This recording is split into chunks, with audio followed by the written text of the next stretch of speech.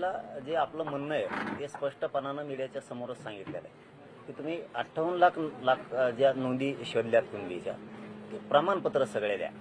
तुम्ही आत्तापर्यंत जेवढे वाटप केलेत आणि राहिलेले सगळे वाटप 28 ऑगस्टच्या आत करा.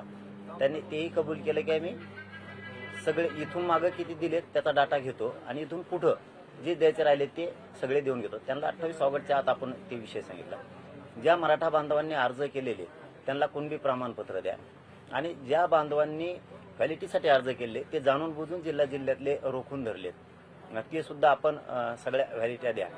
आपण सातारा संस्थांचा GR काढलाय, याच्यावर पण आपण हैदराबाद संस्थांचा आपण GR काढलाय, त्याच्यावर पण चर्चा केली की तुम्ही GR काढलाय तो खरा काढलाय का खोटा काढलाय ते जरा समाजासमोर स्पष्ट सांगा. तर त्यांचं म्हणणं होतं आम्ही खराच काढलाय. खरा काढलाय तर मग कुणबी प्रमाणपत्र का वाटप होत नाहीये आणि व्हॅलिट्या का दिल्या जात नाही. तर मग आता त्याच्यात काय ते दुरुस्त्या करतो म्हणले. आम्ही हैदराबाद गॅजेट प्रमाणे मराठवाड्यातल्या मराठ्यांना कुणबी प्रमाणपत्र देतो, व्हॅलिट्या सुद्धा द्यायच्या, ती सुद्धा प्रक्रिया करतो. म्हणलं तुम्ही त्या अधिकाऱ्यांशी बसा, अधिकाऱ्यांना विचारा की तुम्हाला काय अडचण येत आहे. कारण सरकार बोलून जाताना अधिकाऱ्याला अडचण येत, अधिकारी पण अडचणीत नाही आले पाहिजे प्रमाणपत्र. त्या विषयावरती चर्चा केली.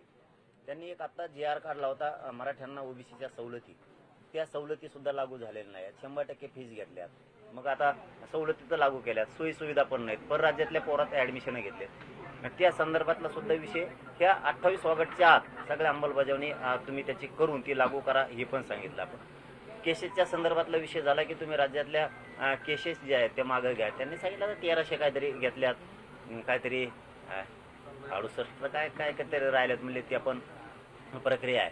त्यावरही चर्चा आपण पुऱ्या महाराष्ट्रानं तुम्ही पण ऐकली. तेही मागे घेण्याच्या संदर्भातली चर्चा. EWS, ECBC आणि ESBCचे जे पोर आहेत नियुक्त्या झालेले, निवड झालेले, त्यांच्या नियुक्त्याच्या बद्दल सुद्धा त्यांनी सांगितलं आम्ही आता बैठक घेतोय. मला वाटतं उद्या त्याला बैठक घ्यायलाच वाटतं त्या विषयावरती. कॅबिनेटचे काय बैठकीत ते चर्चा करतील. पण MPSCच्या पोरांचा विषय घेतला होता, त्याही विषयात ते मार्ग काढून देतो म्हणून तीही जबाबदारी त्यांनी स्वीकारली. माझ्या बलिदान दिलेल्या बांधवांचे निधी आणि नोकरीचा विषय राहिला आहे.